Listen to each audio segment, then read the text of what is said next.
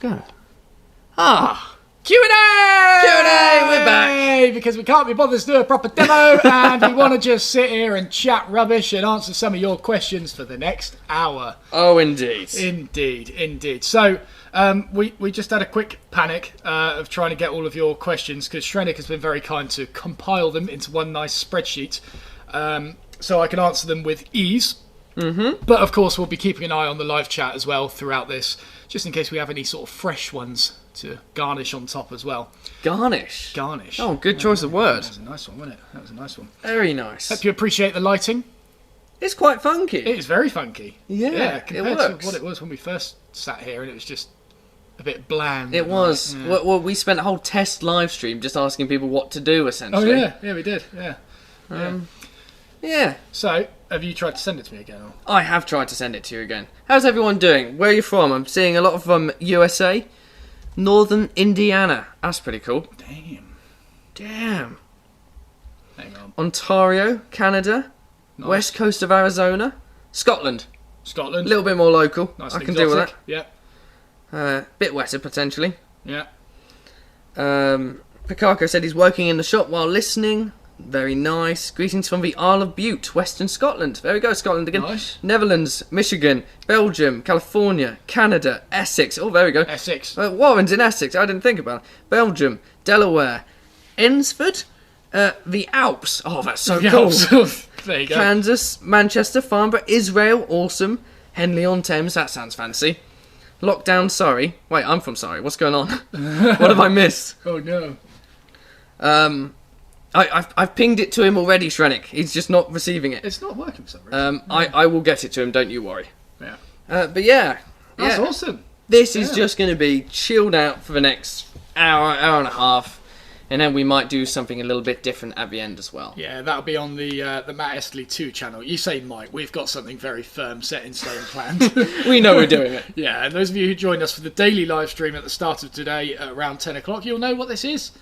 So, yeah. Good stuff. I've just seen a great comment here from Jane Davies. Oh, yeah. She says, love showing your videos with my woodworking class in high school. Wow. We are partially online. Thank you, Matt, for great educational videos, plus love your humour. Thank you, Jane. I mean, as a woodwork teacher myself, I'm also loving having a back catalogue of videos as well, because when they ask me questions, I just say, just have a look at that. I mean, I assume Jane's actually showing the mezzanine floor series. I mean, that's our best one today. She actually teaches carpentry, joinery. Yes. And this... Safe practice. How not to do it. What? You're telling me we did this wrong? Yeah. Nice. Cool. Yeah. Well, that's a nicely filled room. That's a very nicely filled room, yeah. That's good. Okay. Should we just get stuck in with some questions? Well, we can get stuck in, but you brought something up here. Well, what, the Amazon planes? Yeah, did you want to... Well, those were in response to some questions that I saw. Oh, I see. So I was going to be all prepared and, like, say, here's something I prepared earlier, but you just ruined it now, so never Wait, mind. you didn't tell me that? Oh. You didn't prepare me for the preparing earlier? Oh. Would you like to start it off, then? Well, I've forgotten the question now. Right. Prepared as ever. Well, I tell you what, you've got the spreadsheet. Why don't you just pitch them to me? I do. Okay, I can pitch these to you. That'd be good. I've got them available. So, open this spreadsheet. Oh, wow, he's gone full on with this. Oh, and I've lost it. Right, okay. So, straight in, Tim Scott. Nice. What's the worst tool you've ever used? I think the worst tool I've ever used, the one I've been frustrated by the most, was my Stanley Bayley jack plane that I got at the start of Rycotewood after being recommended that Stanley tools are the best tools to get. So was this a Stanley rep who told you this? No. This was Steve, a builder friend. Oh, right. Obviously, Stanley, great reputation. So I bought one new, got it out of the box, all lovely and shiny. Mm-hmm. Nice plastic handles, which I didn't know any better of at the time. Tried to take a shaving and it butchered it. And I put that down to my inexperience. So I kept going, kept trying to flatten it, kept doing other things. Spent ages on it, days, probably weeks, I can't remember too much. Gave it to my tutor, he had a crack at it, couldn't figure it out, and so much frustration went into that thing, to the point where I just ground a massive curved blade on it, turned it into a scrub plane, and the amount of frustration it built up in me caused me to end up spending over £1,000 on an entirely new set of Lee Nielsen tools, which is what I still own today. That's how much they annoyed me. I think that's understandable. How long did you have to deal with the Stanley stuff for? I reckon I stuck with it for about half a year. Really? Yeah. It was shocking. It runs deep. That's why I like buying new tools now, and I recommend people buy, have a minimum spend of about £100 on a new plane, because if you spend any less than that, you're going to hit the same problems as I did. Yeah. 100 being sort of a rough ballpark figure. Yeah. There you go. Yeah, so I've just seen a question here from a certain Sam Fowler. Nice. He said, when's Rob getting the sack? I mean, when's Rob's next video? What's going to come first is the better question. Yeah. Yeah, no, that's a great question. I assume he's talking about the student series. Student series, probably. Student series will be resuming sometime in November. That's the plan. All of our little jobs to do, i.e. marking knives and website development, should be all finished. Well, marking knives are done. Websites can take a while. End of October, and then we'll be on to some of the good stuff, the good projects. Back to actually creating some things. So I'll be on to the cabinet, and I am terrified. Yeah. I mean, as Rob said, we're just wrapping up lots of little jobs at the moment. Today was a bit of a slow one because I think we were both sort of chilling out somewhat after the mental onslaught of the knives for the past 2 months. The packaging was not fun, I'll say that. No, we just wanted to have a chilled one today. I tried to make some metal Nerf bullets at the end of the day. It just didn't work.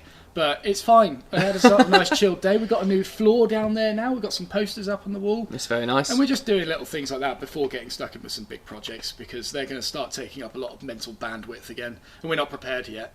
No. We're not prepared. And so we reckon, like Rob said, start of November is when you'll start picking up the student series. And you'll be building some things. I'll be building some things, and I'll probably be planning for the third project of the free online school as well. So. See, that's the one I can't wait for. Yeah. I hate the fact I've got to do the cabinet first. That's what's making me look forward to it the most. Because you know I'm going to revive Turning Tuesday when you start it as well. Mm-hmm. And you know what that means. You know that I don't actually like the cabinet. Yeah, so I'm putting work into something, but I want to do well, because I want to show that I'm doing well. But with an end result that I don't care for. And you're going to be covered in shavings. It sounds like misery, I think. Anyways, that's the plan in any case. Right, so I've since lost the spreadsheet straight away. There we go, got it again. Sarah, yes, that was a new Stanley plane, fresh out the box, not an old one. Old ones are great. You got to put a bit of time into them, but the new ones out of the box, crap. Okay, so we got a little bit of a different question here from Sarah. Just, she said, okay, how much would it take to get you to make the Guinness World Record largest dovetail joint? Oh! Sub-question, how much would it take to be present at the judging? How big do you reckon that is? I don't. But the thing is, are we talking size or quantity? Is it one massive dovetail, or is it 100 little dovetails? I guess you could do like the longest. Oh, how would you do it? You could, like you say, you could either do a massive one, you could do the smallest, or you could do like the longest side. Yeah. But all dovetailed together. But it'd have to be at certain intervals, like at each intervals you'd have to have one. Yeah. So there'd be plenty of ways of attacking that. But I feel like the biggest dovetail would be some sort of mechanical metal dovetail. Oh, it'd be something that just exists in a building already. Yeah, that basically holds a building up. Yeah. It's dovetailed a building to the floor or something. And I'll be there with my little saw. Like, yeah, we can do this, guys. Sarah, vote for me. Me and a bit of titanium. We can do this. So, I mean, it'd be awesome.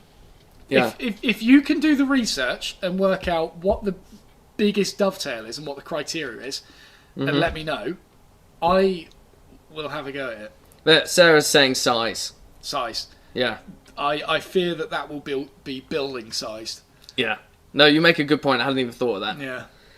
Sarah's saying she'll research it. She's on it. Nice. Chris Blodgett said, Rob, what's your woodworking experience? You seem to have some background in it.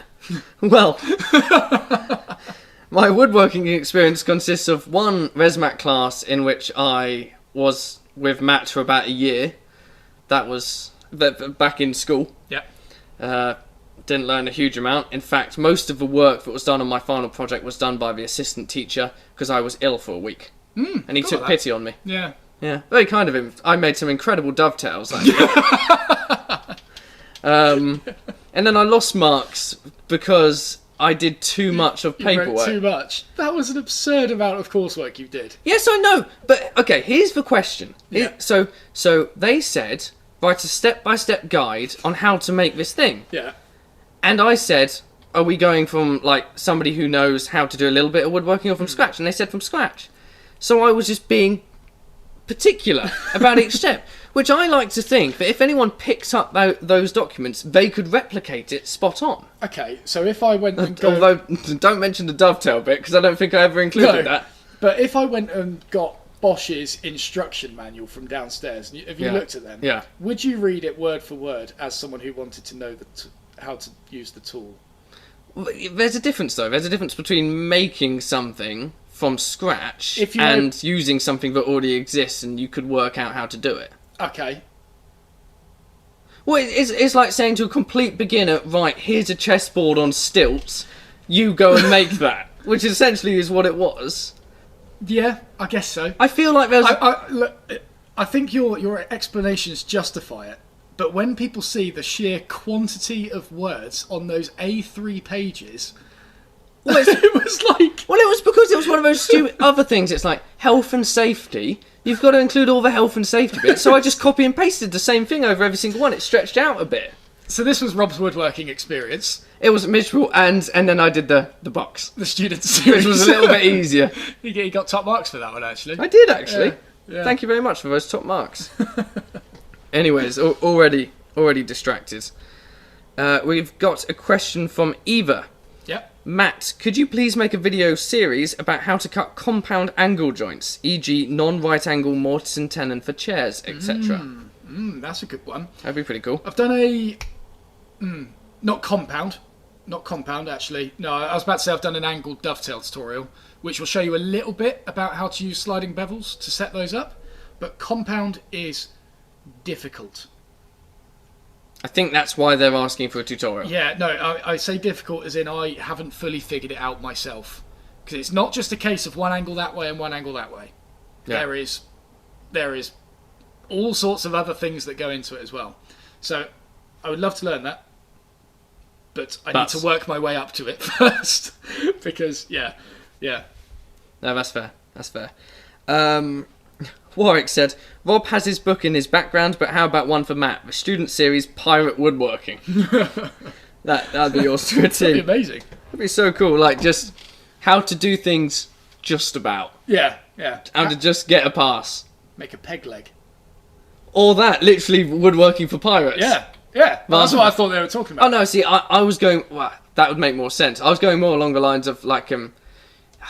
I guess you wouldn't really call them pirate traders, but you know, like people who just do a shoddy job. Yeah. Oh, it's like how like cowboys. Yeah, exactly. Yeah. See, I was on those. Yeah, I see. Cowboys and pirates. I like peg leg. Peg leg. And you could also make a pirate's chest instead of a tool chest for the next. Very cool. Project. Very cool. You've made yourself a ship. I mean, next logical step, innit? There you go. Right. Marek Mirtinen said, question. I sanded my planer flat ash table top with an orbital sander, 150 grit. Now it looks flat, but I can feel the grain waves when running my hand over it. Mm-hmm. How would you get rid of them? What material was it? Sorry? Ash, yeah. So ash, you've got hard and soft differences in the late wood and early wood. So, firstly, I would double check the hardness of the pads that you're using. If it's a really soft, spongy pad, then it's going to start digging into those areas a bit more. Whereas if you've got a hard, flat pad, it's going to be much better at keeping it nice and flat. You will always get little bits of...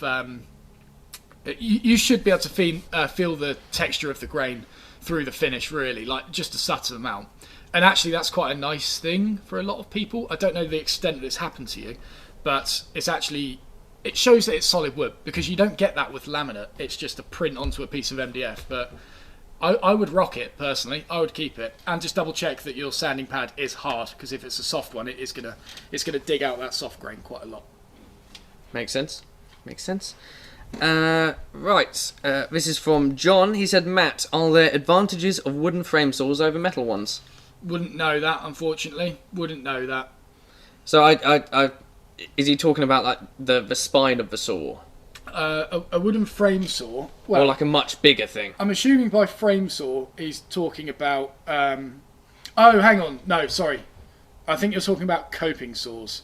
As in, like, metal coping saws, that is. Right, okay. So, yeah, a wooden frame saw, you've got, like, 2 upright bits of wood like that, bit joining them across, and then you've got a blade down here, and you tighten a bit of string at the top to tension the blade. Oh, wow. So they're quite cool. They're really bulky. Yeah. But I haven't used one.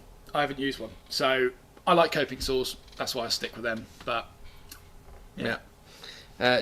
Duncan Manut said, do you know much about HNT Gordon planes? If so, what's your opinion? I've got 2 of their spoke shaves, and they are gorgeous. Gorgeous. The only thing that I potentially have a gripe about them is that, I might be wrong on this, but I think they only do things with high angles on their planes, and possibly spoke shaves as well. Definitely for spoke shaves. Because Australians have very hard and difficult woods to work with, so they have to... mount their blades at a much steeper angle to deal with that, and these planes and spoke shaves are made in Australia. Whereas me, working in the UK, where I'm working with slightly softer native domestic woods, I can deal with it being a bit lower, but the fact I've got to deal with this 55-degree blade. So it would be nice if there was a little bit of variation, but they might offer that, I don't know. But it just happens to be that I've got 2 55-degree ones. But as a tool design, I love them. Absolutely love them. They're gorgeous.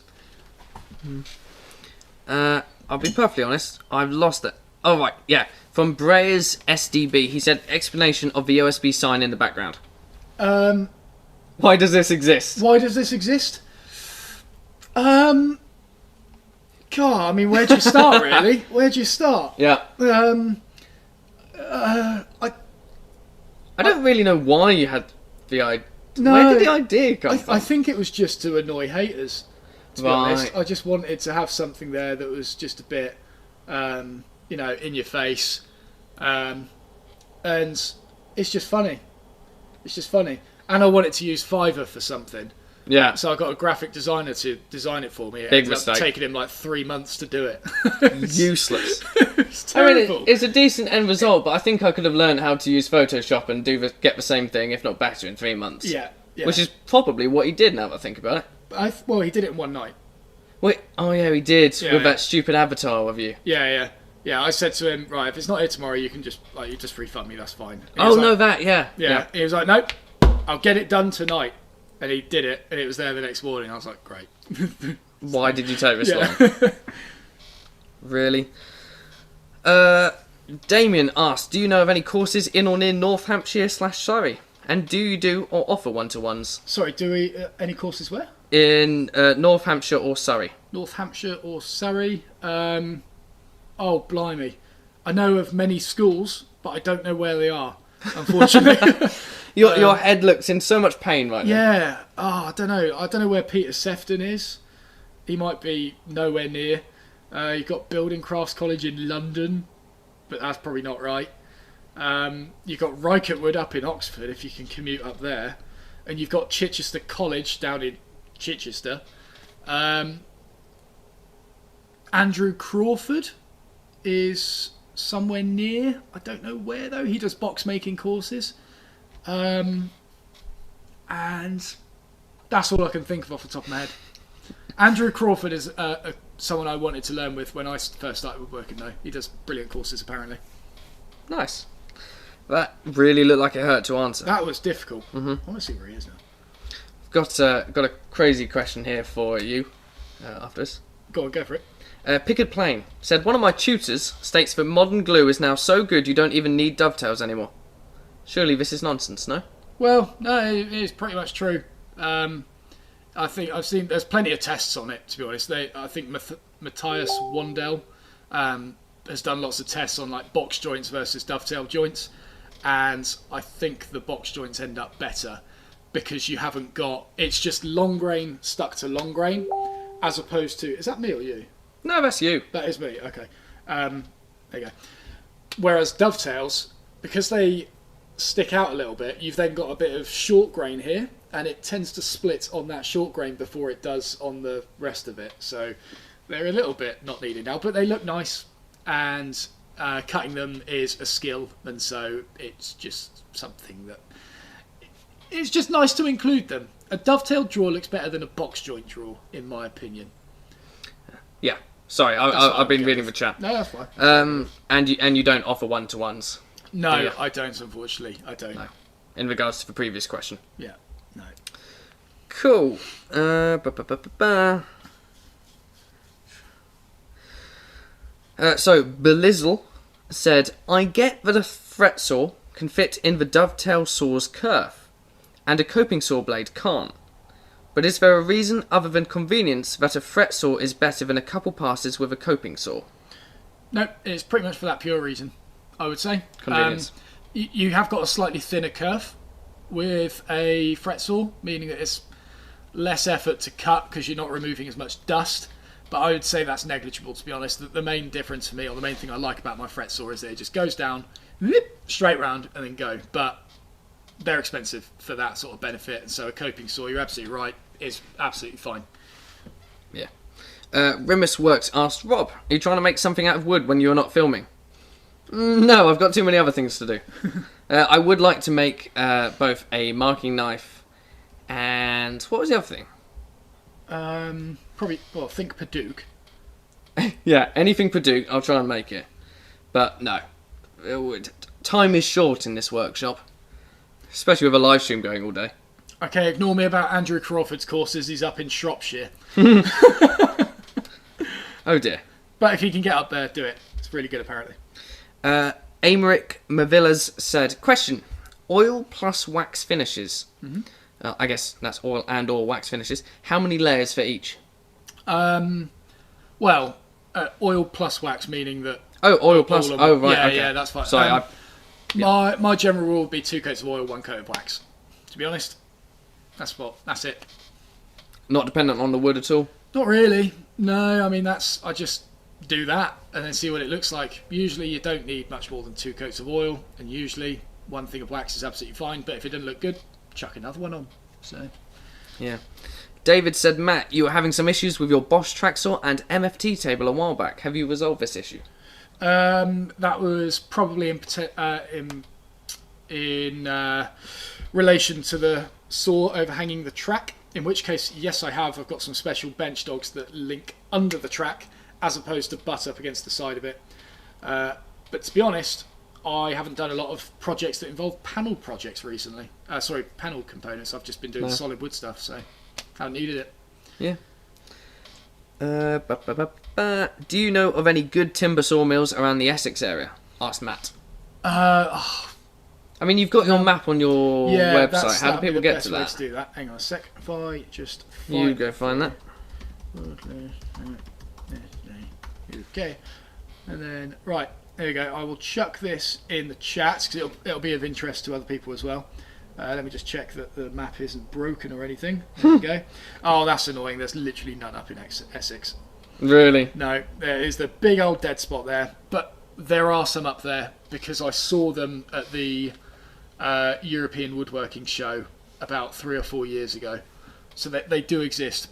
They obviously haven't made the list because I don't know their names and no one else has recommended them. Let me just get that in here for you guys. There we go. Nice. Right, I've got a quick question. We've got 200 people watching. Why have we only got 6 likes? Can we just boost that up a little bit? Just going to dislike it. There you go. Thank you for the dislike. No worries. Every interaction is good interaction. It is, yeah. But you know, when I do say that, I don't mean it just to be, I want the points, I want to see the likes. It just helps the channel. Yeah. It is a good thing to have. Cool. So, Kieran said, Matt, do you use or have you used or have you got a Badger plane? A Badger plane? No. Yes. No. No, I do not. There you go. Rimus Work said, do any of you guys know good sawmills in Lithuania? Lithuania? No. No, you've barely covered the south of England, let alone... Let me just check my map. Say that, there is one in Germany. Oh, you actually have one in Germany? Yeah, there's one in Nuremberg. Look at that. So if you want to commute there... Yeah. Looney383 said, could a bandsaw be effective at roughly squaring stock to finish by hand? No room for milling machines? Absolutely. Absolutely. Yeah, that's why I started off with a bandsaw. Well, actually, I got a planer at the same time as well. But yeah, you can do it. If you're proficient with a plane and you can dimension material by hand, absolutely. Bandsaw's the most versatile way. Rimus Works said, question, should I buy a Stanley No. 4 plane from eBay auctions, or is it better to buy Axminster one? Oh, now that's difficult. That's difficult. If you don't want any fuss, get the Axminster one, because it should be ready to go out the box after you sharpen the blade. The Stanley one, there are all sorts of things to look for that I won't be able to explain over camera. You have to literally see it. There's all sorts of things you have to look out for to know if it's a good plane or not. The best way to do this would be to, it's not going to get done anytime soon, but it's read Chris Schwarz's book, The Anarchist Tool Chest, because that will explain everything. It's quite an expensive book though, but have a look at videos on how to restore planes. They will tell you what to look for, and then you can make a judgment on whether to buy that Stanley plane or not. Because if it's an old one, it should be pretty good, providing someone's paid attention to it and actually done stuff with it. But if they've not, and they've butchered it, it's going to be a nightmare. So it would have been better to get the Axminster one anyway. So personally, I would just go for the Axminster. But up to you. Up to you. There you go. Salvatore Cali said, where can I find a good dovetail guide in the UK? The Cat's Moses one is to be shipped from the USA. Okay, so a good dovetail guide in the UK, if you don't want to pay for shipping, is the David Barron one. You can get that on Classic Hand Tools, and I've done a tool duel between Jonathan Katz-Moses one and David Barron's one. Is David Barron's one the black one? No, that's... What's that one then? What, the one that I've got down there? Yeah, the one that's not see-through. Oh, no. Oh, it's not black, it's a grey. I think I know what you're thinking of. Yeah, the little thin thing. You're thinking of the dovetail markers. Oh, okay. If we're on the thing of magnetic guides, the David Barron one's good. The Katz-Moses one's just a little bit more versatile, and you've got 2 magnets on it as opposed to 1, so it's just a slightly better lock on there, but it still does the job. People get great results from it, so the David Barron one is what I'd recommend, and I think Classic Hand Tools sell that. Simon doesn't have a question here, but he's got some scathing comments. He said, Axminster planes are made in India and not very good, sorry. Fair enough, each to their own. I was hoping for a fight. Ben Coote said, what would you suggest to buy first in terms of machinery? Machinery, bandsaw. Bandsaw, then a planer thicknesser. Well, actually, it depends what work you're doing. If you're doing panel stuff, get a table saw or a panel saw. If you're doing solid wood stuff, similar work to me, then get a bandsaw and a planer thicknesser. That's it.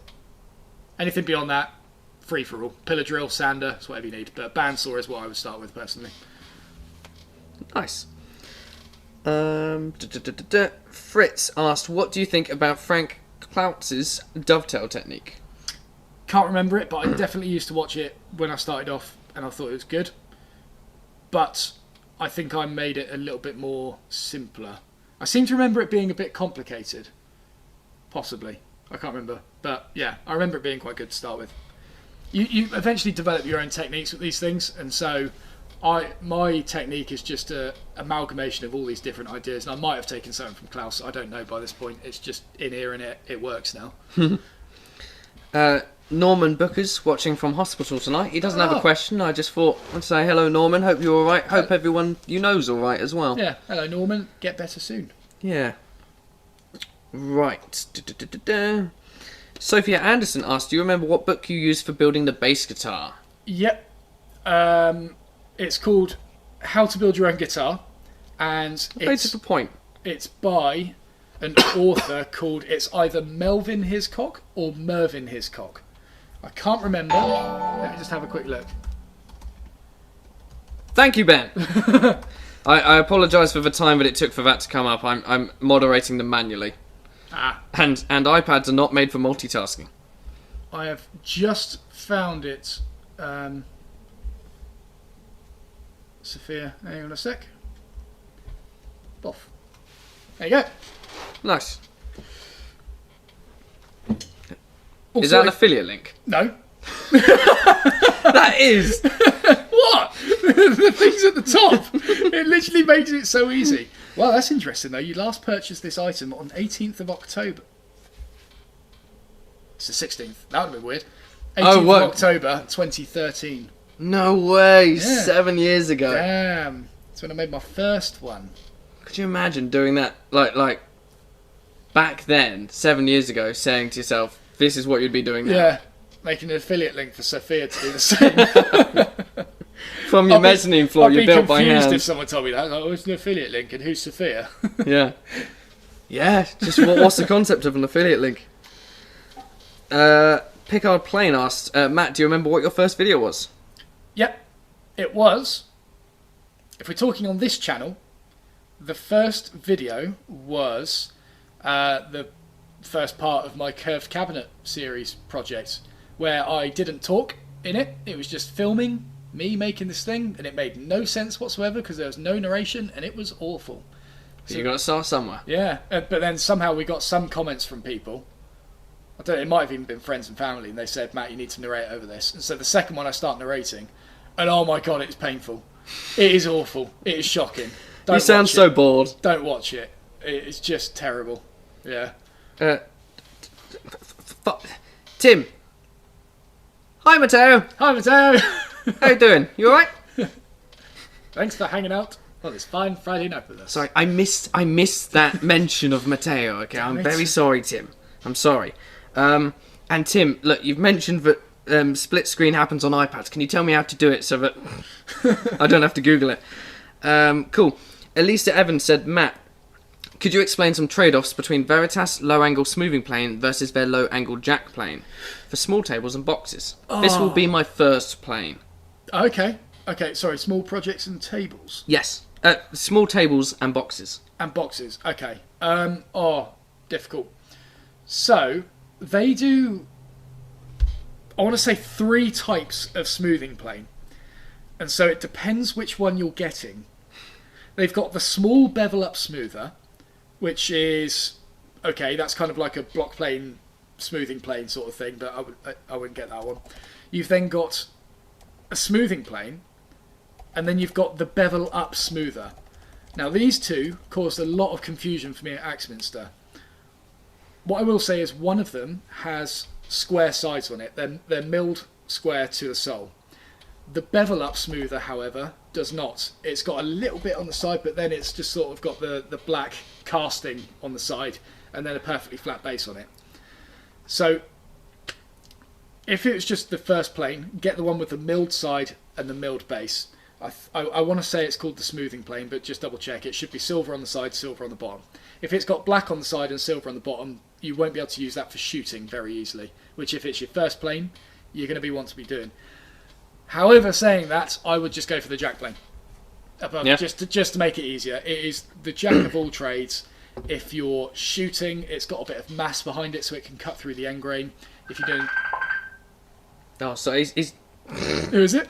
Tim's trying to call me to tell me how to do it, but he didn't want to interrupt you, and now he's done it. You've made an interruption.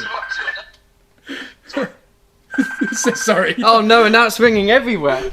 Why is it going? Go for the jack plane. I don't know what it's... Go for the jack plane, that's what I would do. There we go. Right, Tim, you've ruined everything. Yep, I know. I'm sorry. I thought it was later. Right, how do I do this? So, from the bottom of your screen, in the middle, yeah. Just tap your finger up like, to get the little bar up of apps. Uh-huh. When you get the bar of apps, push and hold the app you want to open up on split screen, and it will allow you to drag it into the middle of the screen somewhere and be a app on the screen. Oh my god! This is amazing!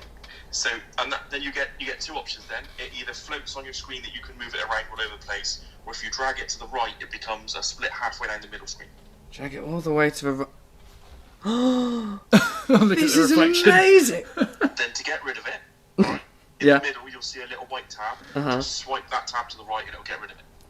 Tim, you're a genius. Thank you so much. Right, that's 500 quid.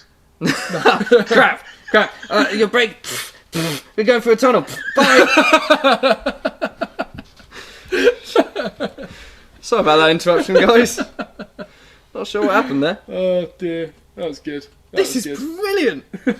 I'm so glad I found out about this all by myself. Yeah, perfect. Anyway, sorry, I have missed a few questions during that brief interaction. Right, there's a great question up here.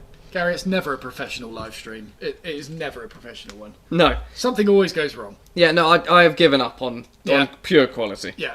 Anyways, Damien Gordon asks, what is the best project for a beginner with basic hand tools? Box. Dovetail box project on mattesley.com/school. Sorted. Chris Blodgett said, is there one project you never want to build? One of those epoxy river tables. Oh, that would be appalling. No, can't do that. I've missed multiple ones, but I had to mute this. No, I don't know. A project that I would never want to do.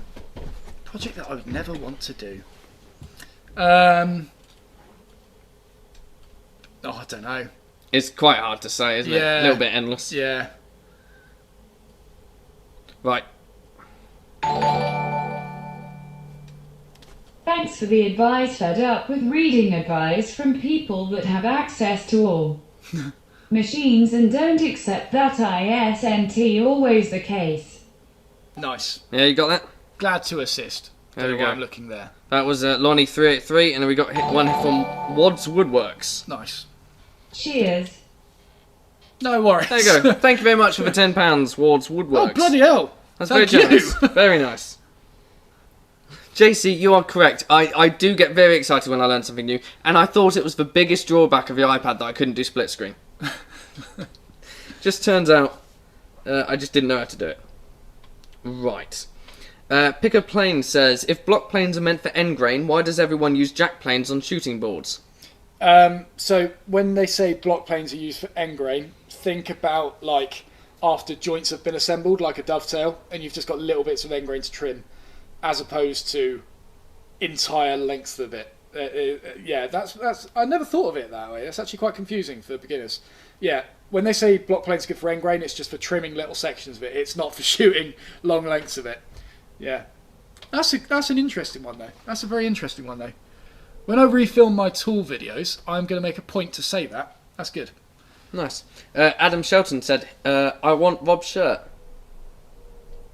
Well, you can get that at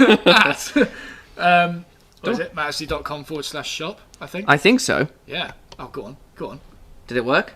No, I don't think it did. Let me try again. No, it didn't work. Does any of these press work? it harder. Oh, no, this one did. Oh, there we go. Oh, no, he vanished. Oh, no. Wait, what's going on? Oh.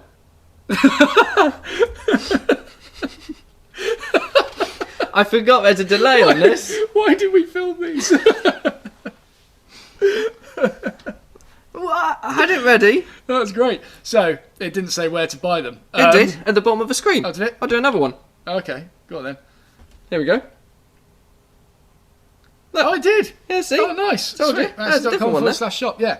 We sort of released all the new merchandise kind of under the radar because we did that competition for the OSB t-shirts recently, and then loads of people said, well, can we get the new merch released at the same time so they can combine postage? And I was like, oh, bugger, I wanted to do a big launch for them.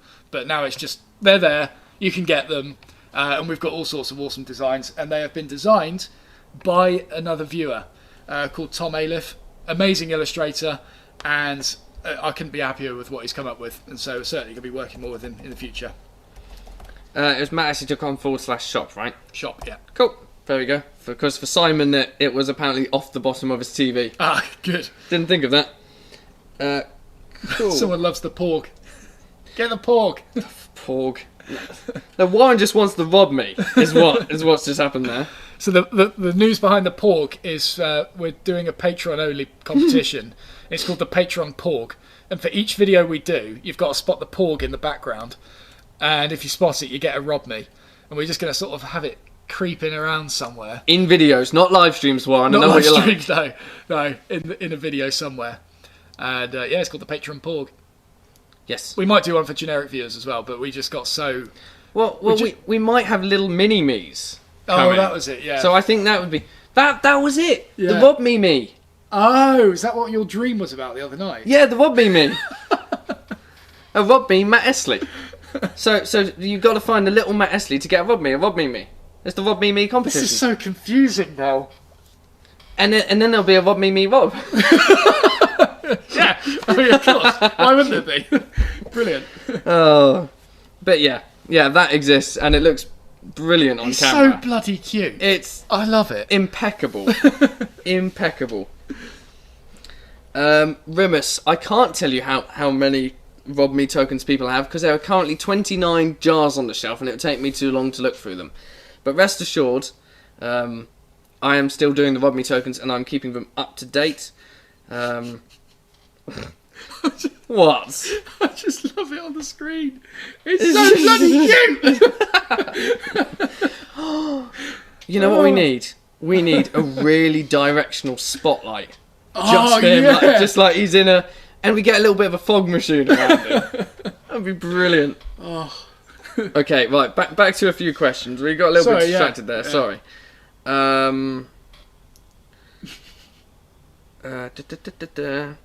How come low-angle jack planes are more effective on the shooting board than standard Bayley planes, since the actual angle of the attack is basically the same?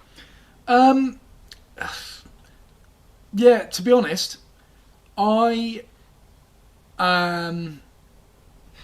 maybe it's a placebo, but I feel like I notice a difference with this. But you're absolutely right. There's only about a 2-degree difference or something like that.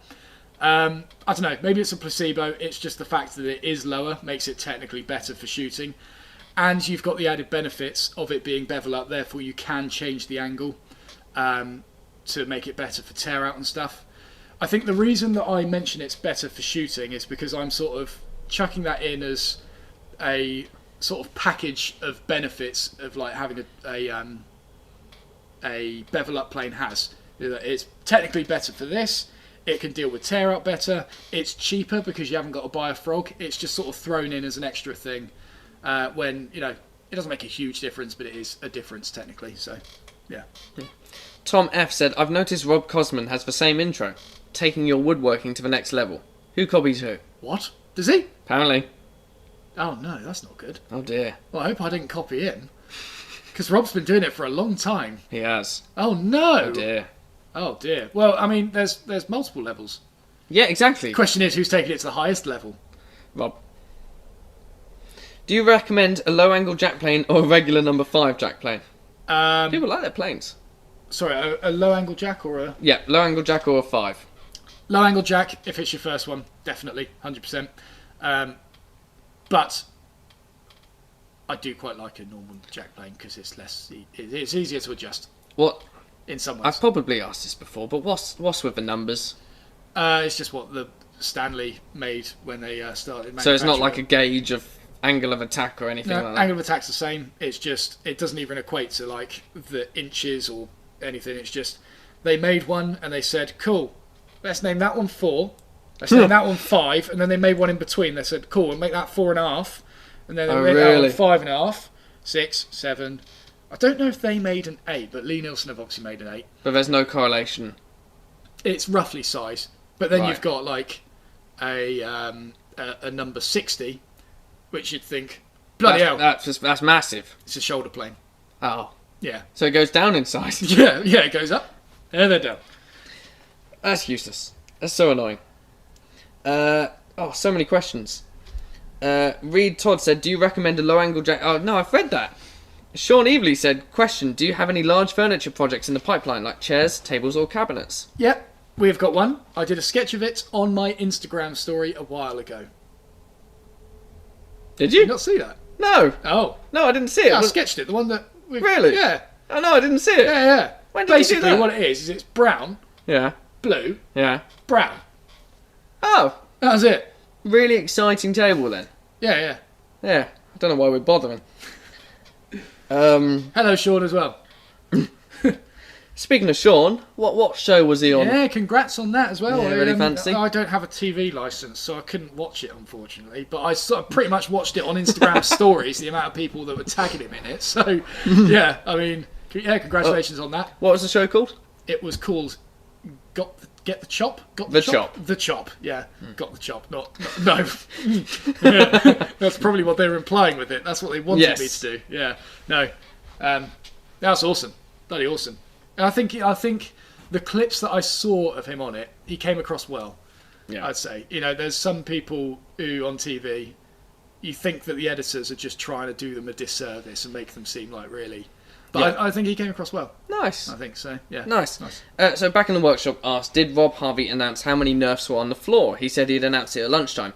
I didn't announce it at lunchtime because I forgot. So I'll announce it now. And there's a time code on the old Instagram stories, so I can see if you're lying.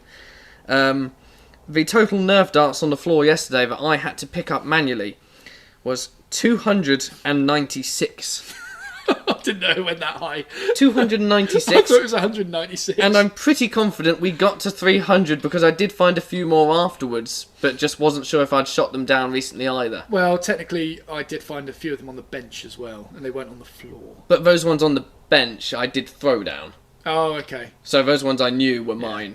I chucked a handful down. I see. I wouldn't have missed about 15 Nerf darts. Yeah, But yes, that was the answer. Don't know who won yet. Haven't looked. Apparently I'm getting... Oh, no. Rob is getting grey hairs now. Rob... The other woodworker Rob. Cosman? Cosman. What about him? He's getting grey hairs now, apparently. I thought I was getting grey hairs, but Oh, I right. saw Rob and I was like, wait, what? Damn. What's happening? I was really surprised, just a completely other tangent, that Steve Carell's all grey now. It's mental, because I've been watching loads of The Office. Yeah. He's completely grey. Really? Yeah. Wow. Mental. Scary. Cool. Tim Greenfield has his nephew in the workshop teaching him the new Frez saw. He's 8. Frez. Pretzel. They said Frez. Oh, nice. Awesome. Yeah, that's cool. Nice. Yeah. Just trying to find this. Have you rinsed the spreadsheet? No, I haven't yet. I'm just going. Okay. I'm just trying to keep up with what people have put. Remember to put question : at the start, so Yes. it's easier to read. Because I tell you what, as soon as people do that, I do spot them. Yeah. But I tell you what, I will take another question. Yeah, have a quick dip. And then we can... Here's a really good one from Ian Smith. I wish I hadn't started. What tools or tool brackets S do you wish you hadn't bought? Rob doesn't count. Damn. What tool Is what he put in brackets. What tool do I wish I hadn't bought? Bloody hell, that's a good one. That's a really good one. That is a really good one. I mean, my Stanley one was all right, but it wasn't a big investment. Well, actually, it was at the time. It was 50 quid when I was 16. What tool do I wish I hadn't bought? Oh man, That is good. I like that. that is really difficult. Let me sit on that one, and I'm going to think about that when we're in sort of a dead space. So if you see me go vacant, I'm thinking about it. Yeah. Nice. I'm going to think. A while ago you said you were thinking about doing Spagnolo's rocking chair project, did he? Ever get back to you about recording the process? Haven't asked yet, to be honest. I feel like he would be absolutely happy with it though, but of course I would ask. Yeah. On Twitter earlier, he was about to do a live stream and he got 2 dislikes before it even started. Yeah. So I mentioned to him, no, it's just 2 Aussies giving you a thumbs up, and he loved it. He Sorted, said you're that in. made it so much better. I was like, yes. It's just a universal thing. I'm going to start telling that to all YouTubers now. It's very good. Genuinely, it's got to the point now where I'm looking at these 5 dislikes, and I have actually convinced myself that they are Australian. I visualise a planet and see them on that Yeah, side. I see that when you say it's that. like, now. there you go, look, there's another one there. It just doesn't. Well, they're just going to get in. It just doesn't hurt now. No. I actually quite like it. It's just the comments that hurt. Yeah, just the comments. So we got a cool question here from Scott Gibbons. Do you have tips on working with wine barrel styles? Nothing is square or flat, so joinery is interesting. No, but for the new house that I'm going to be moving into, sort of early November, we are going to be getting some wine. I think they're bourbon barrels, actually. Yeah, But bourbon. we want to start doing stuff with them, because there's a place sort of about 20 minutes from here that they've got loads of them, and they go for about 30 quid each, I think. It was 40 quid each or 70 for 2. That was it. Yeah. It's called Full barrel, Yeah. not just a half. They were bloody massive, and so yeah, we want to start doing stuff with them. I can't remember the name of it off the top of my head though, but No. it's an awesome reclamation yard. It's all but next door to AWE. Yes, yeah. Cool. Just trying to keep up with the questions. You right there? Are you looking at them? Yeah, I've just found it. Nice. There we go. I'm going to chuck it here anyway, because it's pretty cool. It's called J. Brant's Reclamation. If you're sort of around the Aldermaston Weapons Engineer or whatever it is that what AWE stands for? I think it is. I've never known. Atomic Weapons? Yeah, no, it's not Aldermaston. That'd be very... No, that would be weird. Yeah. Let's go Atomic Weapons. Yeah, I think it is Atomic Weapons. But yeah, it's just around there. It's really cool. Yeah, without a doubt. Simon asked, Rob Cosman had David Charlesworth on his live stream a few weeks ago as a guest. Would you consider a guest appearance? I certainly would. It would be cool. But I just haven't organised it, to be honest. What time of day would that be? Is that earlier on in the day? Difficult. Well, no. Actually, if you had David Charlesworth, he's UK. Rob Cosman's US. I assume it's Rob Cosman's time. Because it's his channel. Yeah, probably. But then, David Charlesworth's getting on a bit. He might have a bedtime. True. I didn't know which way round it goes. Yeah, I don't know. Really. I teach a couple of Australians, so I know it goes that they're forward in for them. Yeah, forward. Yeah. So it makes it easy. Yeah, it's back for the US. But then you've got East Coast and West Coast, and there's like what? 4 hours, 5 hours difference between them. Yeah, that might be overstating that or under. I don't know. It's a bit miserable. Atomic Weapons Establishment. That's it. That makes so much more sense. Yeah. My brother works there, fun fact. He does indeed, which is so terrifying. Yeah. So terrifying. Salvatore asked, what is better to work with hand tools, ash or oak? Ash is a little bit more friendly, I would say. Just a little bit softer and less splitty as well.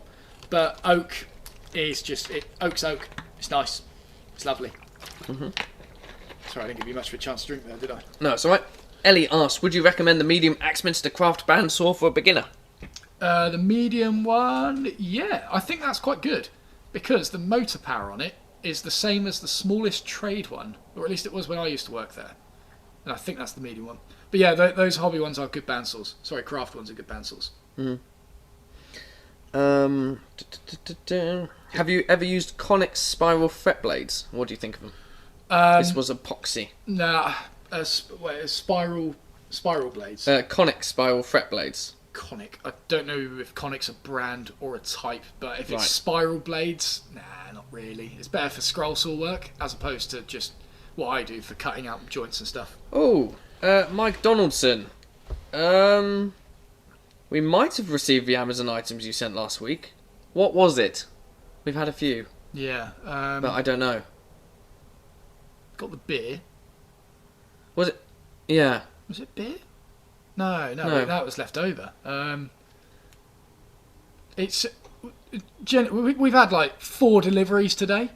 The biggest issue is that some of them don't come with a message. Even if you typed in one, they don't put them in with the box. There sometimes. was a few last week that didn't come without a message. I remember there being 2. So if you let us know what it was... I recognise Mike's name though. I think he did. I do remember getting them, whatever they were. At least one of them of something. Yeah.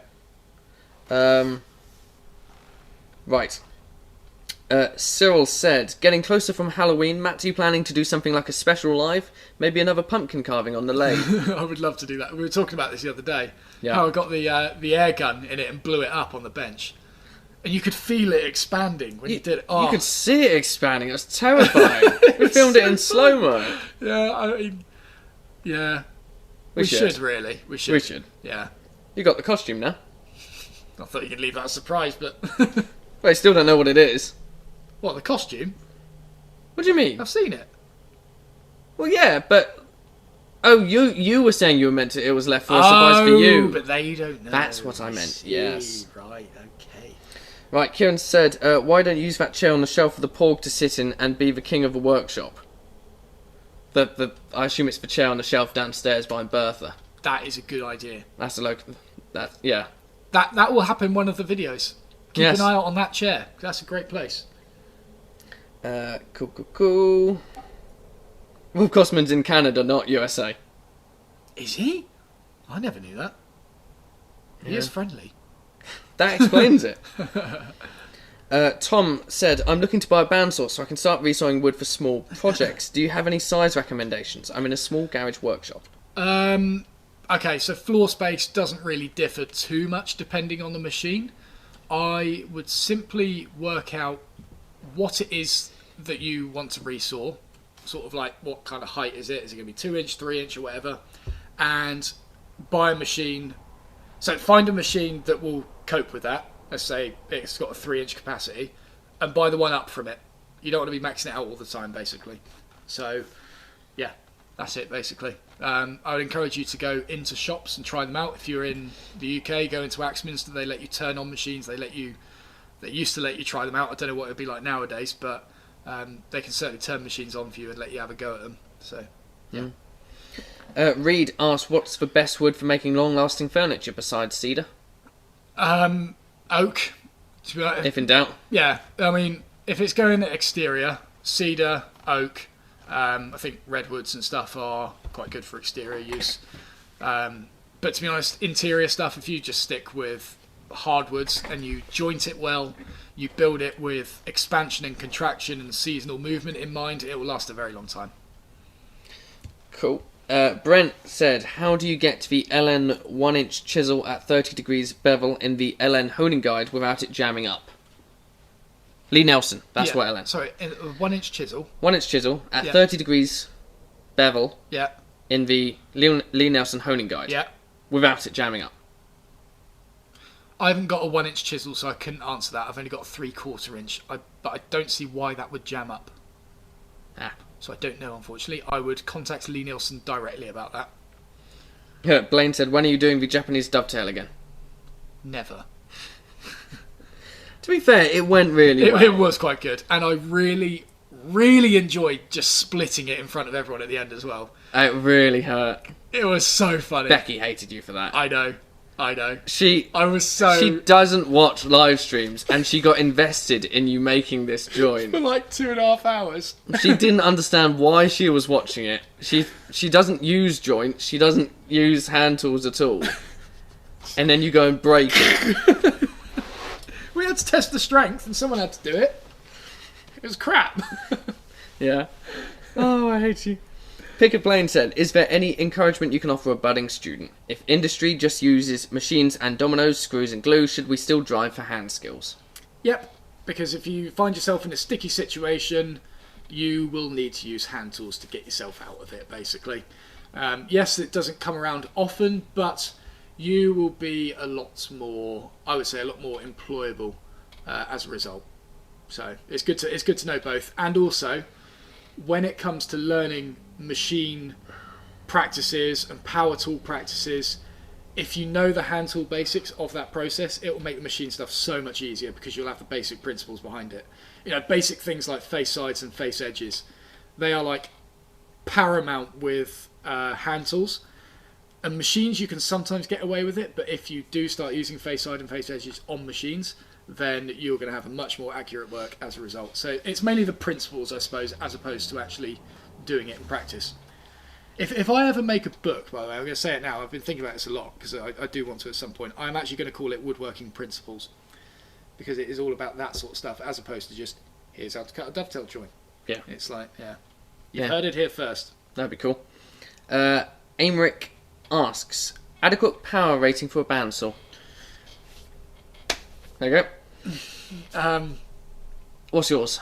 Mine is it's 230 volt on a 16 amp, basically. So yeah, it's just got it's one of those round plugs. It just goes into the wall, and then I don't know anything about electronics. I told the electrician I've got a bandsaw. It's got this round plug on it. Can you sort it? And he did it. Yeah, and it works. So yeah, great. Don't get 3-phase though. Don't If you see something for 415 volt on a website, don't buy it thinking it's more powerful, because it is, but then you've got to rewire basically everything to make it work. So, or you might not have to. I don't know. There's something. Who was talking about 3-phase? Who was it? I've never heard about it before, and then I swear there was a discussion a few months back about 3-phase. Yeah, could it have been Bob or something? Oh, maybe. I remember the conversation as well. But yeah, in any case, 230 volt if you don't want to deal with the stress. Yeah. So Sarah said, Matt, as if you don't have enough on your plate already, planning on filling out the materials section on your online school. Oh, I know. Especially interested in your input on sustainability. Yeah, I know. It's terrible. It's absolutely fine though, because I don't have to input it into the new website. Yeah, So it's that's fine. true. I get a little blank That's true. space there to put coming soon, Yeah. which you didn't put on the online school. No, I know. I really want to fill out that section. I really do. But I'm more interested in the projects, I suppose, and so I just keep putting them off. But, yeah. My idea with it is to get like a bunch of different woods and talk through them and their basic properties and stuff, where they're sourced from. You know, a lot of it would probably be regurgitated from the wood database website, to be honest, and just sort of in a more refined, readable format. But if you're interested in that sort of stuff, have a look at the wood database website, because I think the guy's Eric who made it, and he just knows everything about it. So, yeah, if you've got any questions, have a look at that. Yeah. Andy Joy said, did you say you had the Amazon planes near you, ready to answer a particular question? Did Yeah. you already answer it? What was the question? Damn! No, there was no question. I have them both here, though. So, someone pitch me a question so I can pick them up and show them. I've got a question here from Walt Gorman. He said, Matt, what was your honest opinion about the Amazon plane? Would you recommend it to someone who just needs a plane and can't afford much more than that? What did you have to do to make it usable? Thank you for asking, Walt. That was a pre-asked question, wasn't it? No. So, I have got 2 Amazon Basics planes here. Let me put them this way around. It's not nice. What? I've retracted the blades. Well, no, yeah. I realised, one, there's no issue with them in the first place going flat down. But Yeah. it's just the blades thinking of it just... Yeah, Clunk. digging into this. Yeah. Yeah. So, we've got a little story here, I suppose. So, earlier on in the year, many of you would have heard this anyway, but we'll say it again. Earlier in the year, I tried to get myself an Amazon Basics plane. I ordered it in January, kept getting delayed, until eventually April or May rolled around, and they eventually told me, yeah, you're not getting this plane, and they refunded me. Then I went into Rycotewood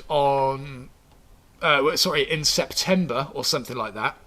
And for the live stream we did a few weeks ago. You're right there. I'm just zooming into the... Okay. Sorry, for a live stream we did a few weeks ago on working with crap Amazon tools. This was purchased for me by someone. I can't remember who it was, but it is an Amazon Basics plane. Now, this one looks very, very similar to the one that I tried to order at the start of the year, but was not given to me, essentially. And I think, upon using this plane, how awful it is and how terrible these adjusters are and how they just don't work for planes. I think they decided to scrap this design and go for a new, updated one instead.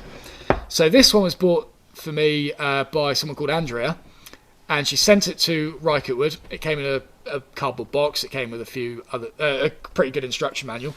But you'll see that it is actually upgraded on the one that appeared, that was for sale at the start of the year.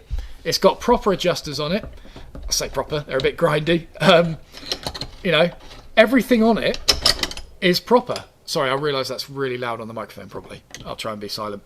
So, you've got a chip breaker on the blade, you don't on here. You've got a full-on thrust wheel and lateral adjuster. Everything is here that you'd expect to find on a plane. Now, the milling on it is absolutely terrible. Absolutely terrible. And this adjustment just grinds, and it is pretty damn bad. It's pretty bad. But, as an overall plane, solid wood handles. These are beech. It's got a proper adjuster on it, and I'll have to do a bit of work to make it work. The casting on it, I feel like, is as heavy as my Lee Nielsen bronze number 4. It is really thick, which actually is quite good, to be honest. And actually the handles, they're not that bad. Their shape's a little bit tight in some areas, but they're not too bad at all. And so that's the story behind these planes. Would I recommend them?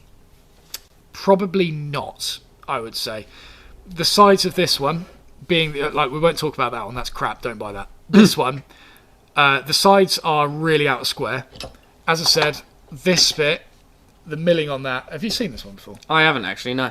And you look at the milling on that bit there. Oh, as in just the groove. Just that, yeah. Jeez. And so that's something that the blade needs to be able to slide up and down on. Right, that's right. That's a grippy surface area. I mean, you feel the edges of it as well. It's like, It's just That's awful. yeah. Have they gone for like a mottled look by accident? It's something like that. It feels like when you go to the beach and you walk around in bare feet and you walk over a barnacle-y rock. That's what that's like. Yeah, on a smaller scale, but I can agree with that. Yeah, it's just not nice. So would I recommend them? No. Oh, and that bit as well. Look at that. Wow. It's Like- they had to create a pivot point, so they put some bit of metal in it and just Try and get it close. punched it through. What's crazy is that it doesn't feel like it would be that much more effort to smooth it out. No, that's it. It's Right. No, this is so dark. Right, that's... no. So you can see That looks awful. it's actually not bad lighting in here. No, it's really Let's really go zoom in a bit. contrasty.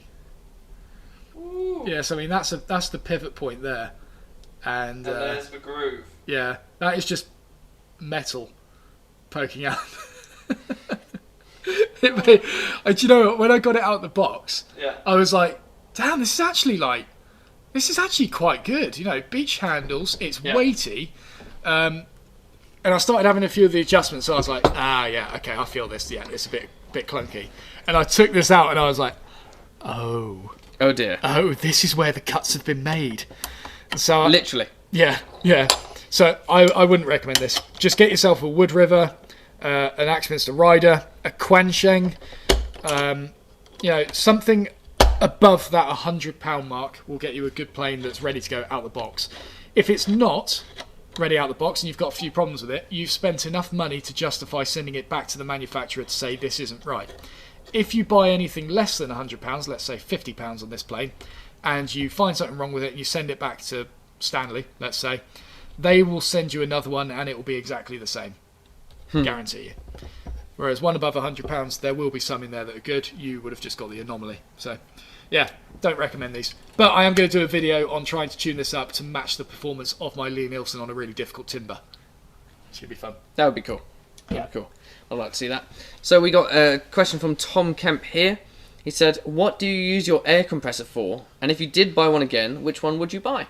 I'm really happy with my one. It's the Swan... Oh, is it a Swan one? I think it is. It's a silent compressor. Oil-free, I think. I think it's oil-free. I hope it is. I haven't topped up the oil in a while. Or ever. Should that matter? No, I basically found the one that was the least amount of effort. And I'm pretty sure it was an oil-free one. It was a silent compressor, so, not silent, but it's a little bit quieter. But to be honest, the only thing I use it for is chucking on an air gun and just dusting the entire workshop at the end of the day. I love it for that. I have got a staple gun. I want to get a tack gun as well. But my projects don't really use stuff like that. It is primarily just to be an air gun, and it is a gross overspend of money to just use it for that. But it's great to have one as well. So, Yeah.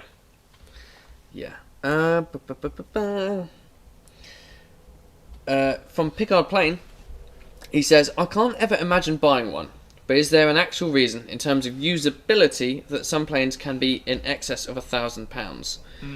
Oh, and apparently I've missed a donation that's come through. Or not, I haven't seen it. So that is a really good question. A really good question. It falls into the same category as, like, do you need to buy a Ferrari when a bike will get you from point A to B? Or maybe not a bike, but, a cheap car. It's just, sometimes it's just nice to use luxury. Sometimes, you can spend like a certain amount on, let's say, a Lee Nielsen or a Veritas, and that will do the job absolutely perfectly. And you could spend £1,000 on something and it will probably not do the job any better than that Lee Nielsen, or maybe very negligible. You sort of get reduced returns as you go. It's primarily just that whole thing of, do you need a Ferrari or can you get by with just a bike? Personally, I think at some point in the future I would like to own a plane like that. I've got one particular maker in mind. Oh, I wonder who that could be. Conrad Sauer, who made the belt that I'm currently wearing. It is gorgeous. I've just love his work, love it. and I think his designs are awesome. He really likes Tool as a band, and yeah, I just want to own one of his things because I've just got that invested in his stuff that I just want to own one. For the same reason that people buy my knives, you know, I recommend a £6 knife to do exactly the same job as the ones I make, but people want to buy them instead just because it's fancier.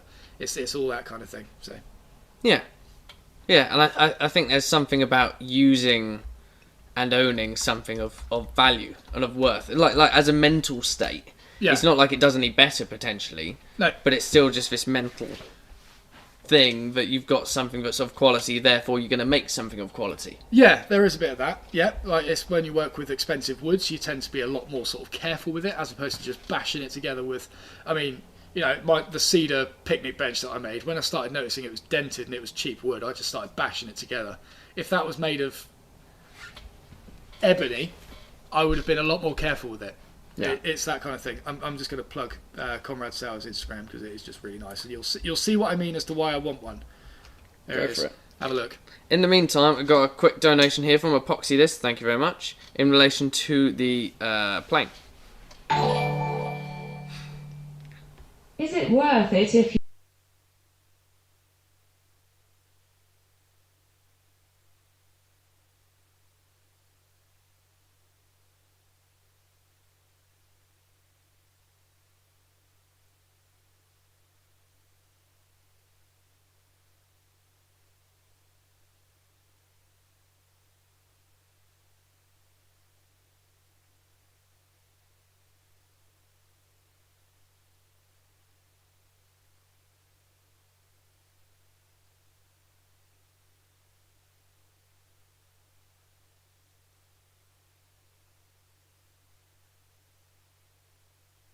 Got no sound either.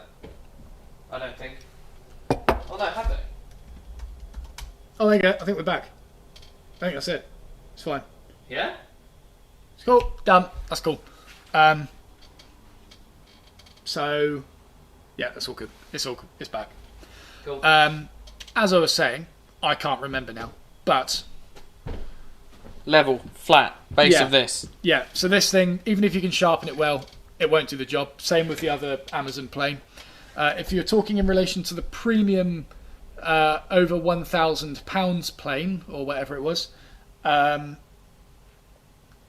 we missed the epoxy donation. Oh no, that's what we're answering now. That's why. Sorry, confusion going on. I did it again. There we go. Right, this is one. Is it worth it if you know how to hone it properly? So this is what I was talking about. If you can hone this properly, it won't make a difference because the body is awful. If we're talking about the plane over £1,000... Sorry, I double pressed it. Oh. Is it worth it if you know how to hone it properly? I didn't think it worked the first time. If you can't hone the plane over £1,000 properly, that will also not work. So that's basically it. That's what I was trying to say in a nutshell. Nice. Okay, so... had a wood turning question from Tom Kemp. He said, beginner's turning tools, what do you suggest? Oh, no, I can't have the turning questions being asked for me. Oh, blimey. Rough and gouge. I absolutely love a skew chisel at the moment. There is just a huge learning curve to learning how to use it. But you need a rough and gouge primarily. But then if you're doing bowl work, then you can probably just get away with a bowl gouge and a scraper or something like that. Don't ask me, ask a proper turner. I would recommend jumping onto the Axminster live streams that Colwyn is doing at the moment from the Skill Centre. I think he's doing them on Facebook and possibly Instagram. Chuck him a bunch of questions. He is an expert turner and he'll be able to answer all that for you. So in regards to buying a lathe, Tim asked what would be a good size for a first timer? Okay, so I have got a lathe with a 14-inch swing and a 16-inch between centres. It's great. It's done everything I've wanted to do with it. Little bowls, longer work where needed. I am getting to the point now where I would like to get a bigger one, just to start doing larger bowls. I don't need. It's always bowls. It is like I don't know. You can make some pretty damn big bowls on that thing. Pretty big, but. You want to go bigger? Yeah, I don't know. You want centerpieces. And maybe I want a bit more power behind it or something. Or maybe I've just been watching a few too many wood turning videos here and there. Yeah. You've seen the massive ones where they're putting the logs in, you just want it. Exactly. Like, from working at Axminster, a recurring theme was someone would come in and they would buy a small lathe just to sort of have a go, which is great. Same size as mine. Literally 4 months down the line, they would come in and get a bigger lathe because you just catch the bug like that and you want to do bigger things. And so, personally, I would look for a lathe with a bigger swing as opposed to longer between centres. You only need longer if you're doing things like table legs and chair legs and stuff like that. If you're just doing decorative ornaments and stuff, then that's where you start wanting that swing, and that's why we started seeing people upgrade to that sort of measurement as opposed to length. Nice. A quick question. Would you like to say we've got another little 15 minutes to go? Or that sounds good. Yeah? Let's go for it. Just waiting the old timer on there. Nice. I didn't realise what... Oh, blimey, yeah. Yeah, time's going, eh? Nice. Right, what have we just had? Okay, so we got a general question here from Pickard Plain. He said, one of my tutors states... Oh, no, this was said previously. He said it twice. Sharpening. Jason said, the stropping paste you recommend from Axminster will not ship to the US. What would be your second choice that I can get in the US? Literally any green compound. Veritas do one. The one I've used is listed on my kit profile. Have you got a button for that? For kit. Yeah. There you go. Nice. Have a look on there. In the sharpening section... Yes. Is it working, yeah? Yeah. Nice. In the sharpening section, you'll see some honing paste, and I'm using it at the moment. Oh, wow, it's one of those ones that's really slow. There you go. You can see the sharpening one. 1, 2, 3, 4, 5 along. Or second from the right. Second from the right. That would have been easier. Go in there. There's loads. There's a pack of 3 pastes listed, and they are amazing. Yeah, they're really good. Really good. So have a look at that. So it's quite mesmerising that. It took me so long because I had to Photoshop it all together. Yeah. Because you can't get it in such a big grid. Yeah, I was proud of that one. So that's kit.co/Matt Estlea. Nice. So James Martin asked, could you do a video on how to do a double mortise and tenon? Ooh, a double mortise and tenon. That's not a lot different to just a single mortise and tenon, to be honest. If you a double mortise and tenon is exactly the same as a single mortise and tenon. You've just got to mark a second tenon on the tenon component using the same face edge, basically. So you mark one, beep, beep, beep. This is your face edge. And then you just extend the marking gauge and go beep, beep, beep, and then do exactly the same for the mortise. That's it. Cool. Boris Block asks, what is the best way to attach a wood countertop to a cabinet carcass? Z fastener, clearance hole through the top of a carcass that leaves room for wood movement, or something else? The only one that I know of are... I don't know technical names for stuff like that, unfortunately. It's kind of a little bit out of my expertise with wooden countertops. Oh no, those won't work. I'm thinking like buttons for chairs and stuff. That's kind of different for what I do. Like, that's kitchen fitting and things like that, whereas mine's more furniture. So I wouldn't be the best person to ask for that, unfortunately. No? No, sorry. Fair enough. Strenick asks, how tight should the mouth on a smoothing plane be set? I.e., how far forward should the frog be? Basically, as close as possible that allows a shaving through. If you got it too close and the shaving can't go through, then you've got it too close. And I'll just open it until it is able to pass through. And that'll be a good thing to do. Nice. Basically, that's it. Keeps it simple. Yeah. Boris Block asks, what are the pros/cons of using tongue oil?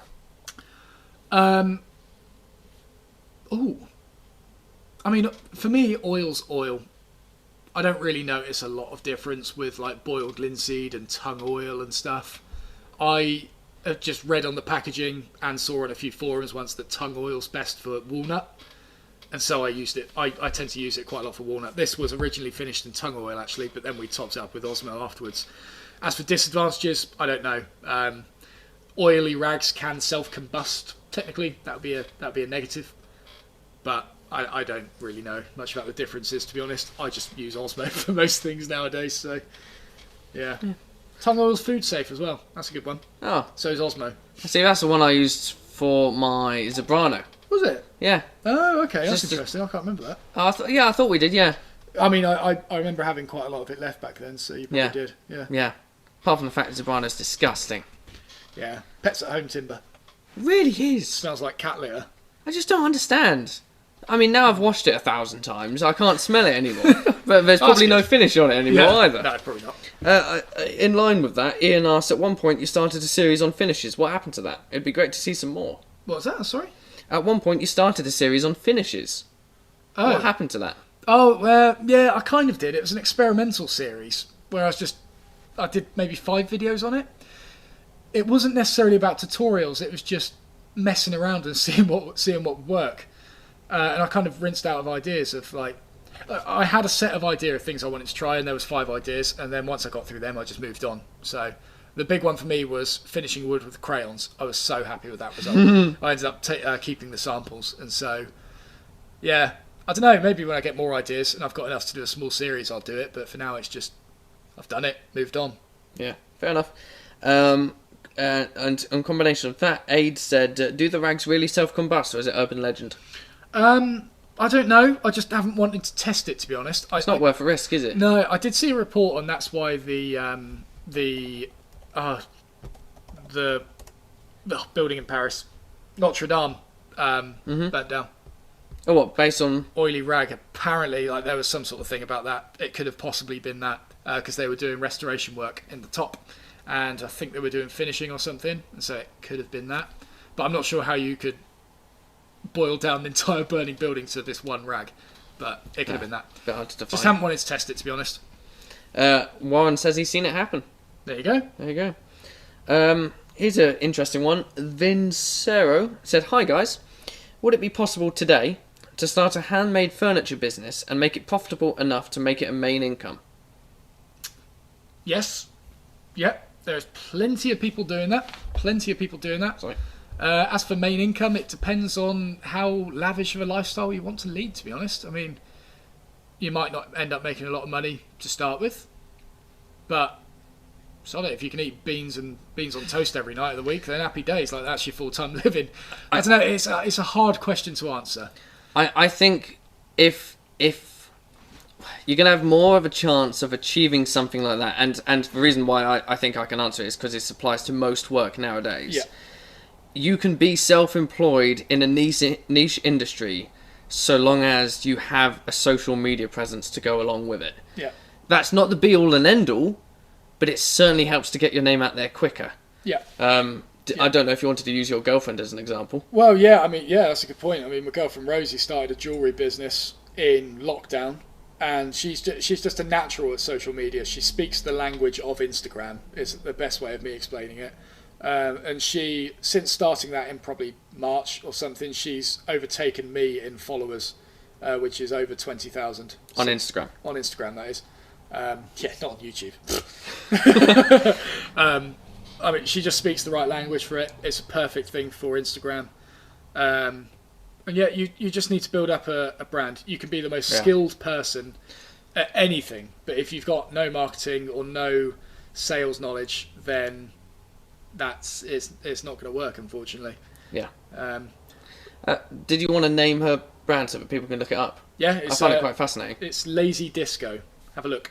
Yeah, Lazy Disco on Instagram, and genuinely, you go back, you scroll back, and you find out it didn't exist until, I think it was January was her first post, but she didn't do anything until March. Yeah.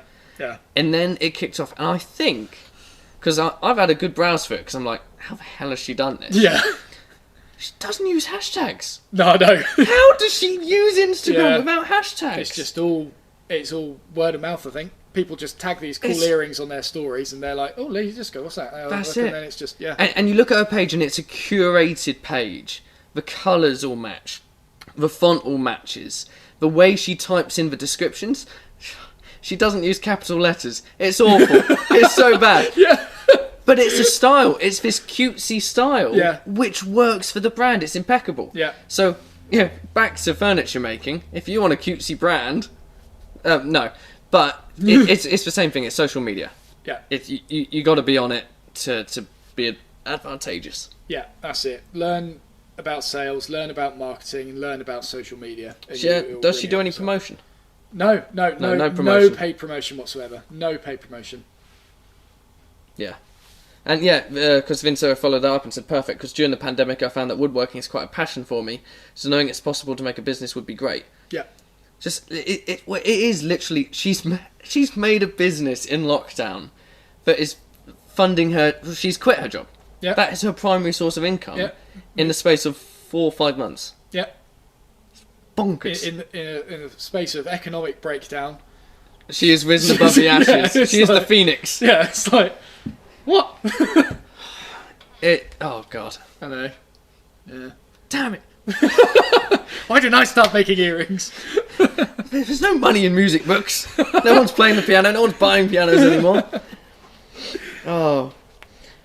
So Sarah said, question Matt. Would you... Question Matt? No, Matt. Question Matt. Would you ever consider doing a small group with people wanting to pay for your input, like for lives demos, but smaller and where you can see what the participants are doing?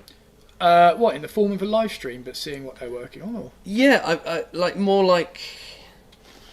I guess it's more like a Zoom call with multiple people and you're sort of seeing how their projects are going. Yeah, I am... Loads of people do this. Loads, not in woodworking as such, but lots of people do it on, like, YouTube, for example. They do, what am I thinking of? There's that channel called Video Creators. We looked at it. Yeah. Tim Schmoyer. He does lots of videos on how to make videos for YouTube and what gear to get and all that. And then he does consultations, basically. Oh, I've got really tickly hair. He does consultations that is a great way to sort of fund what he does and help out other people as well. And so I would like to do that, but I just haven't got time, to be honest, to start taking time out of the day to do that.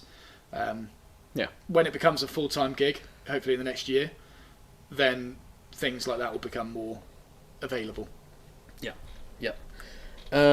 Tate, I've got no idea who won the Rob Me for the darts. You clearly missed my answer earlier. What was it? 296. Yeah.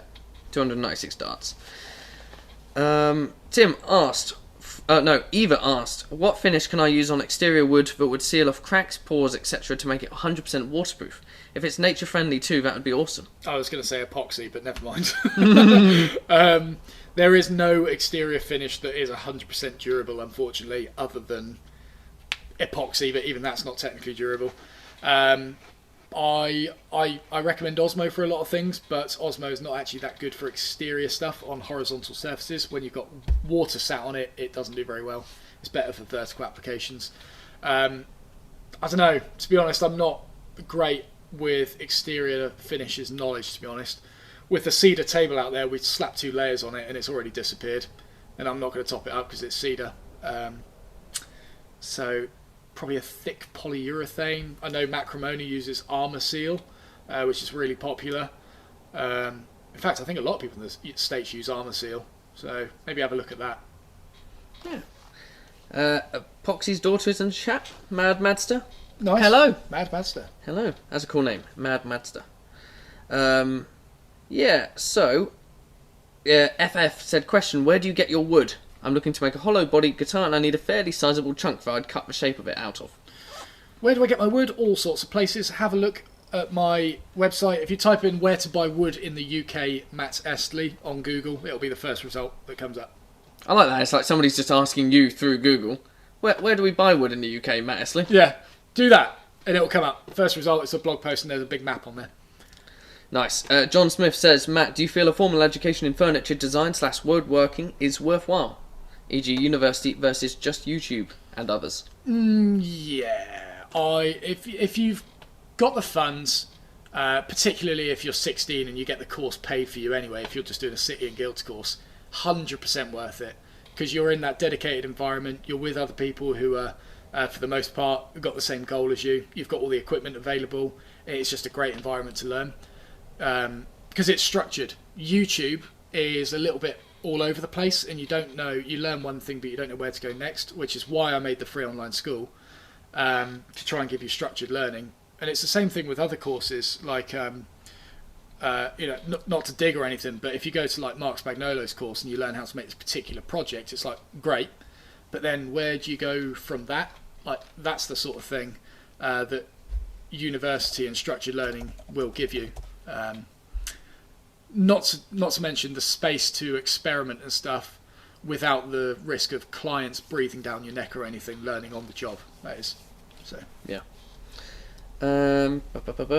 Well, I was just going to add on to that. Actually, it's like accountability is such a big thing. Accountability is a good one. Yeah. If you've got this regime, you've got this order, you've got this control by somebody else, and then you have to adhere to it. Yeah. It doesn't matter what you do. That is just better. If you're not so self-disciplined and self-motivated enough to do absolutely everything perfectly, Yeah. which is almost everyone, Yeah. then a course is always better. Yeah, definitely. Even if the education already exists out there. Mm-hmm.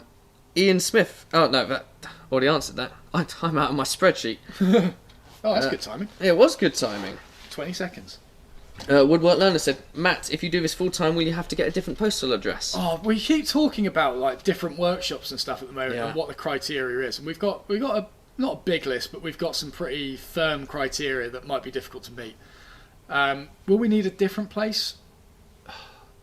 I see myself being here for at least another 1 or 2 years. I feel like after that I might get a bit bored. And I might get a bit frustrated with my wood store. There's that. There's just little things that could be better in a new place. But this is a great place to be. It's a little bit cold. Well, not so much anymore. Not at the moment, to be honest, no. But I don't know why I looked there. Oh, there it is. Yeah. What are we talking? 21.6. It's only that's gone down maintained it quite a degree and a half. Yeah. So, yeah, a new workshop will probably come in the next few years, but we're pretty comfortable at the moment. Yeah. Yeah, and we've just put some cool mats down as well. So Yeah. I want to make sure that we've got like a full camera system ready to move to the next workshop as well. I want 4K things in each position, so it's like the Blackmagic Pocket Cinema cameras. Yeah, that's what I want. Yeah, just invest in everything while we're in this sort of shell, and then when we move to a new place, it's like all ready to go. Yeah, including our new expensive anti-fatigue matting. No, that's just built into the floor. Yeah, just solid. Entire floor is a bouncy castle. That'd be amazing. Jump off the mezzanine floor Yep. onto the floor. Yep. It's a bouncy castle. Just don't drop a chisel. Yeah, or the whole thing's like a pit, Yeah, as in a pool. It's just a swim pool. perfect. Nice. Let's do it. I'm sure that'd be great for all the electrics and the lights and Yeah, it's fine. You just heated. That's what that would become. heated. Yeah. Oh yeah, I see. Yeah, that'd work. Yeah, Yeah, a couple of live wires in there. That'll work. yeah. Cool. Anyways, we've got a little bit distracted. Apparently I've oh, blimmin' Shrenick. He's live deleted for questions and highlighted one that I've missed on the page. Like I'm like, you said there's one left. Where is it? And then there's it literally like he's done that. Oh, good. Live, Nice, just on. useful. It's very useful, and I didn't realise I'd missed it. So go on then. Last one. Go on then. Let's get rid of the timer. Quiz price. Where do you get the little flathead screwdriver you have for plane irons? I looked at the kit site and couldn't find it. I thought I had that on there. I will send you a link. I don't know if he's in the chat currently. Oh, damn it. Hang on a second. Well, loads of people ask about it anyway, So put it in the chat. so I'll put it in there anyway. Yeah. I can't find it very easily. Where is it? Oh, they ain't got rid of it, have they? Could be why it doesn't exist on the kit website. Oh. Axminster might have got rid of it. Yeah, sorry Shrenick, missed that one. Have they made it all fully... very nice plain screwdriver. No, I mean, it's not an Axminster anymore. If you're interested, it's called the Veritas plain screwdriver. However, I bet it's because Veritas they've got a massive back order at the moment. Woodworking has taken this like a huge spike throughout lockdown, a huge spike, and a lot of these suppliers are struggling in a good way, I suppose. And it seems like it's just out of stock everywhere to the point where I don't know, Axminster might have pulled it, I guess. But yeah, it's great. They do Lee Nielsen do a plain screwdriver though as well. You right? Shrenick's essentially we've created a chat room in the spreadsheet. He's just typing and I'm typing back. I'm just seeing it live coming through. But yes, there we are. That was chilled out. That was good. Like good. it took very little setup. Yeah. We were here in 20 minutes. Let's do this every week. No. No, we need some more excitement in our lives. Yeah. It was nice though. Very nice. So, you still up for the plan? Yeah, absolutely. Right. So if you're... Yeah? Yeah. Right, if you're not aware, the Matt Estlea 2 channel is where we do our daily live streams during the day. That would make sense. And it's also where we're going to be going after this live stream to play some Rocket League. Now, if you also own the game, we'll compete against you. How about that? Yeah. We'll try and figure out how to do that on the fly. I forgot about that twist. I thought we were just doing a one versus one again. But No. yeah, we are going to play the audience. Yeah. Yes, we will play the audience. So make sure you subscribe to the Matt Estlea 2 channel to spot that when it goes live. I will put a little outro on to remind people that's where we're going. Doesn't mean that we'll be on it in 5 minutes though. No. I don't think I'll be able to do that transition. And I need to run outside. Yeah. But yeah, Matt Estlea 2 channel. Hopefully we'll see some of you there in a bit. And Warren, yes, let's make it an NSFW stream just in case people are swearing. Yeah. Oh, by the way, people said Rocket League is basically car football on a game. It's the most infuriating game, for me at least, because I can't play it very well. Rob's quite good at it. Yeah, it's a great laugh. Very fast paced. Yep, and free to play. Free to play as well. So Yeah. Yeah. Cool. Right. It's been an utter pleasure. Yeah. Absolute pleasure. Thank you for hanging out tonight, guys. Thanks for all the questions. Yeah, great questions tonight. Really good questions. So, we'll see you next week if you don't happen to join us after this. But if we don't, then have a fantastic weekend. Indeed. We'll catch up with you soon. See you then. Bye.